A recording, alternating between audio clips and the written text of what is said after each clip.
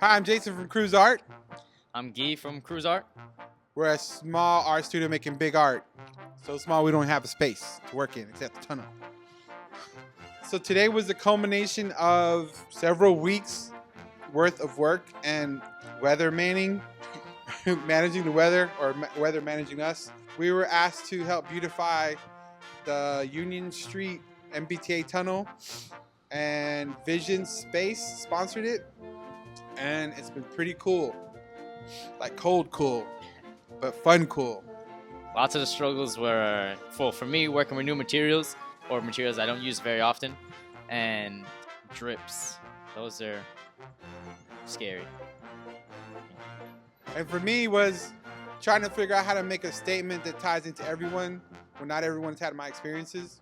So we were able to have two young men and my wife help plan it and come up with a theme and a thought based on some imagery that I do to help tell a story about moms and mom-like figures who help anyone move through life. Well, I think the cool thing is this is first official Cruz art venture outside of any other organizations, but the people who sponsored us were Vision Space and Miss Emily Ruddock. Without them, we definitely wouldn't have had the permission to do this, and without their belief, we wouldn't have had the gumption to get it done. But what struck me over the last chunk of time as Jason, Paulina, Guy, and Michael have been working on transforming this space, they've been out here when it has been snowing, sleeting, and blowing a gale through here. They've been out here in the middle of the night when it's dark. They've been out here on those magical 60-degree days that we sometimes got in late November.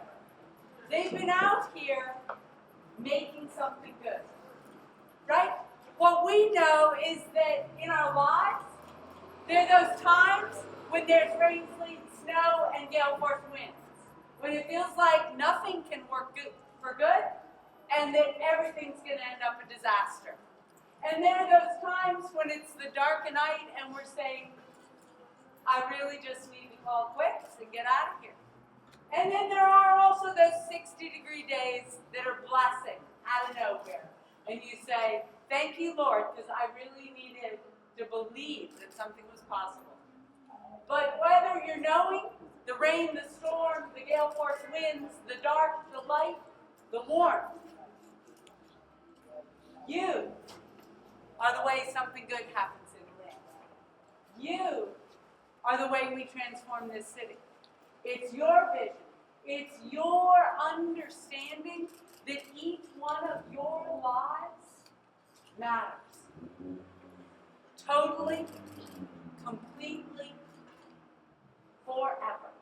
You don't stand alone. You don't make it alone. These murals didn't get done by Jason working alone. They got done because one man said yes, and people came. Bring your friends and family through this tunnel. Show people what this city stands for by who you are, where you go, what you do. And Jason, because Jason says, it's not me. It's the big guy upstairs that makes everything I do possible. He said, I want you to come do your church thing, Daddy, to bless these pieces of art. We're going to do that.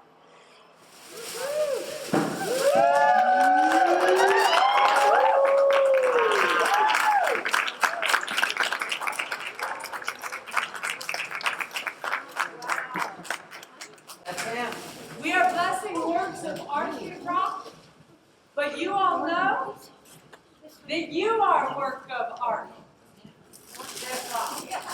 All right?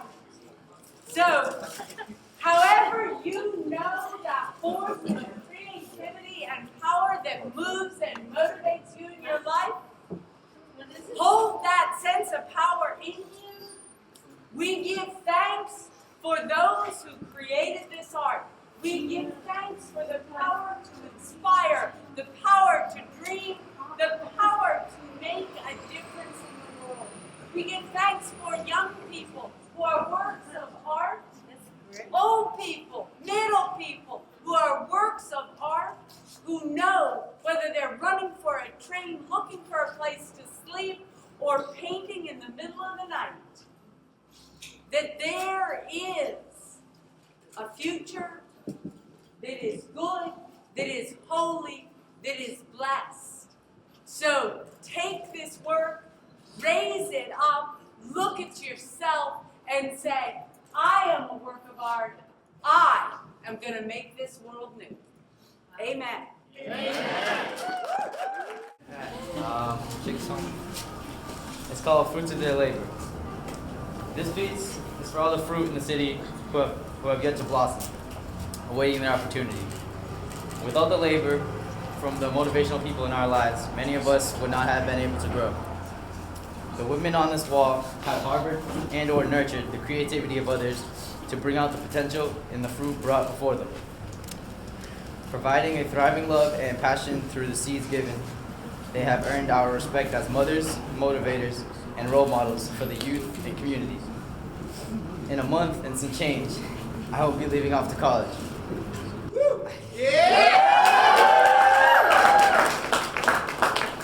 I couldn't imagine a better gift to the city than helping create this mural. Leaving my legacy, as Jason likes to say, is how I am making my mark here in this tunnel. Being able to be a part of this mural means a great deal to me. Jason Cruz was one of the first people I met when I moved to this city. And from day one, he hasn't given up on me, even when I chose to do wrong. He has always seen the light in me and continues to feed the flame that ignites the motivation I bestow on all aspects of my life today.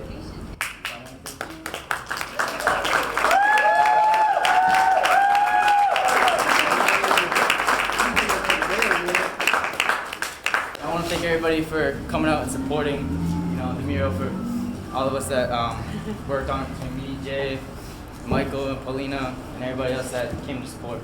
Thank you. You need to know that there's no way on this planet we did anything without first our mothers. Okay? Just remember that. I ain't trying to preach at you. I'm just saying, think about it, okay? Each of you at some point in time are going to be motherly. Each of you at some point in time are going to bear fruit. And you need to raise that fruit so that it can move on and grow. Pounce on the beat like a beast in the jungle. With this word expert, you don't want to rumble. Even though I got it like that, stay humble. Pay attention to my mark, I got a new route to follow. Walk the road the ancestors paved. Living the price the elders have paid. Lay it down for real, I'm here to spark your inner being. You gotta be your own something to believe in. Define your own meanings. Keep striving, keep striving, keep striving. Strive to spark the light inside the dark. So we blast with our hearts instead of with our bullets. Create a different spirit. It's all in together now. We can do it. Keep your eyes on the prize, y'all. Nothing less than greatness. This song is called Superwoman. Everywhere I'm turning, nothing seems complete. I stand up and I'm searching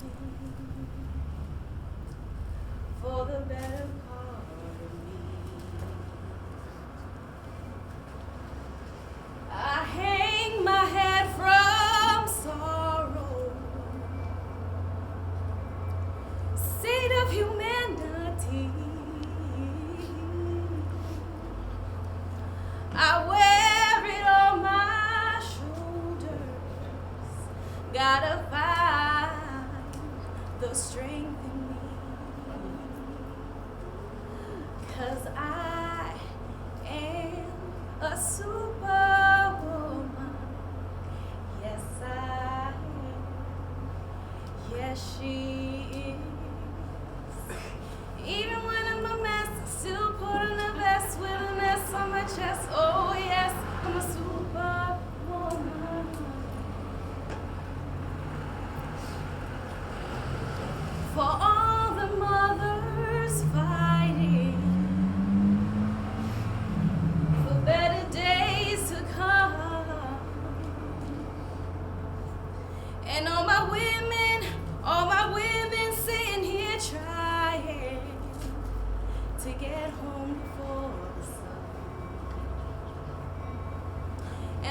sisters coming together, saying, yes, I will.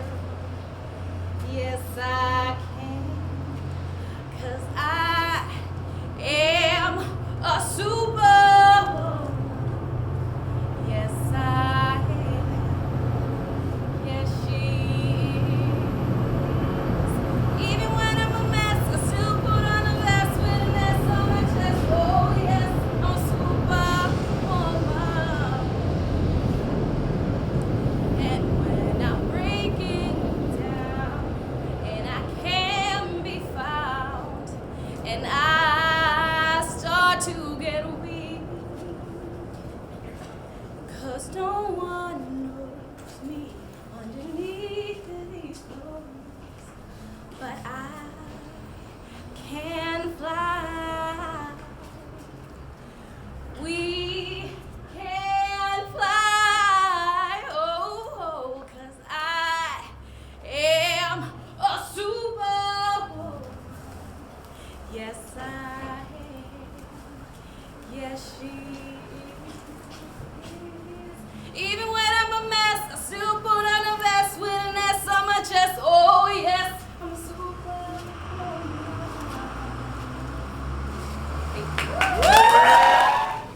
This one's called Illness. It's pretty new, so bear with me. His difference isn't that he's different, it's his illness that causes their indifference, ignorance, born out of the unwillingness to be different, belligerence, destroying the last thing that turns him to brilliance. But did you really hear me?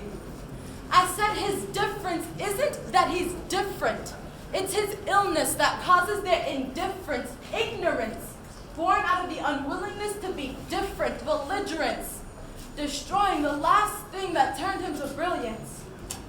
This mountain of a man who stood strong in the face of diagnosis has crumbled to a speed bump when faced with the crumbling structure that is his self-image seen through the cracked mirror eyes that resemble the ones he gave his daughter, felt through the broken heart built by his mother, carried on the shoulders his father made strong enough to carry the sorrows of his wife.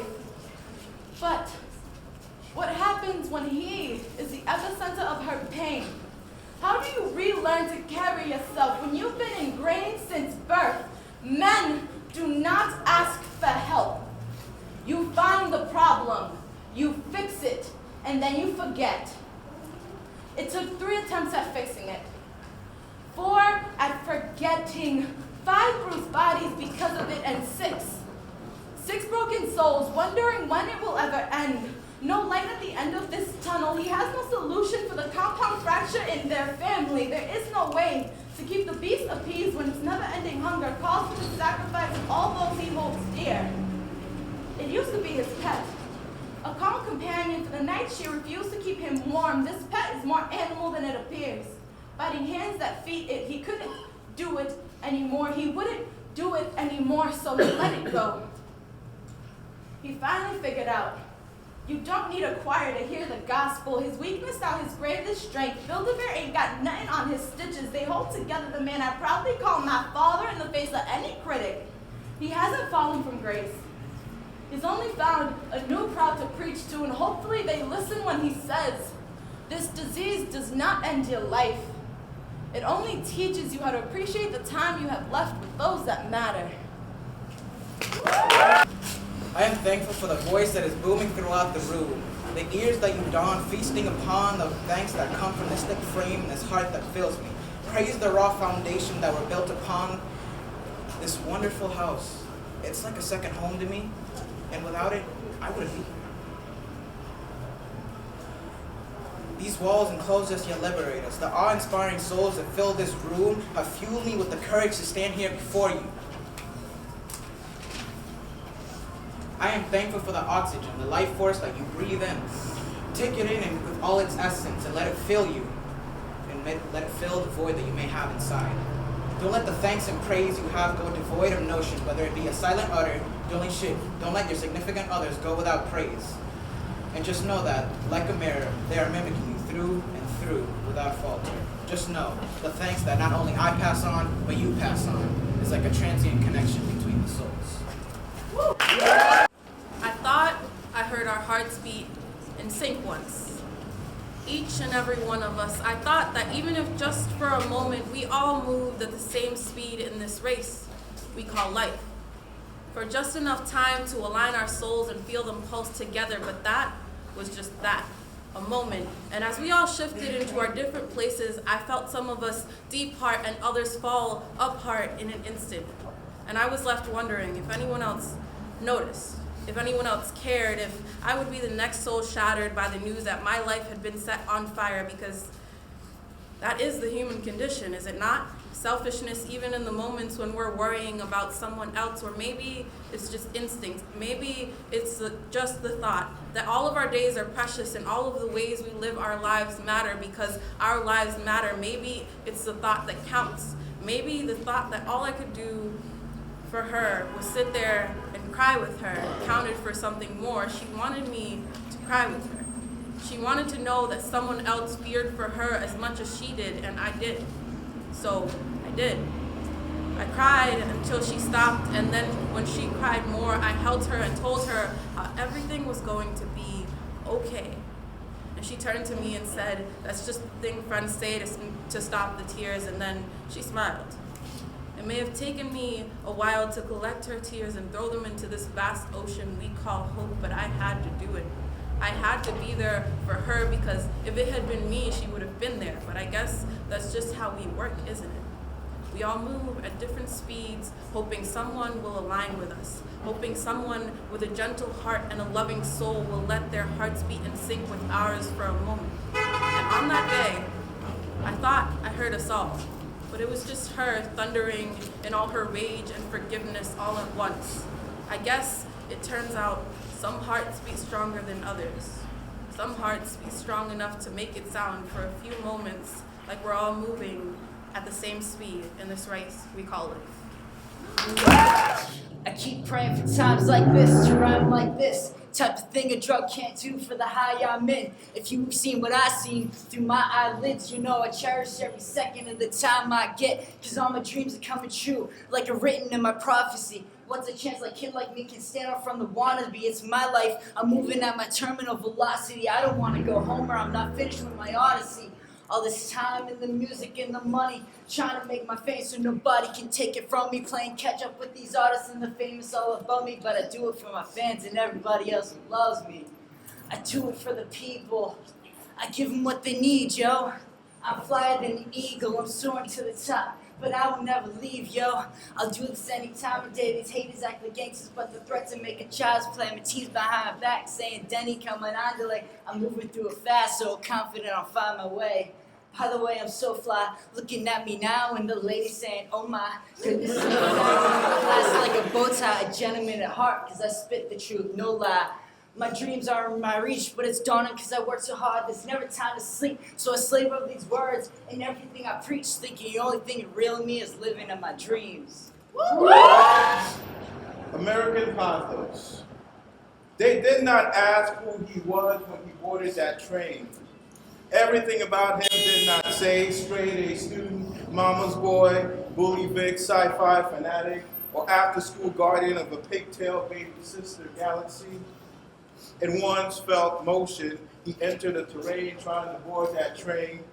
The glimmer of his belt buckle, the angle of his hands in his pockets, the hide-and-seek banter of a pack of now-and-laters who's hiding from baby sis. They did not say who they were. They did not flash any badges. He fit the description, said the inscription. Embed a name on that southbound train. Embed another name on that southbound train.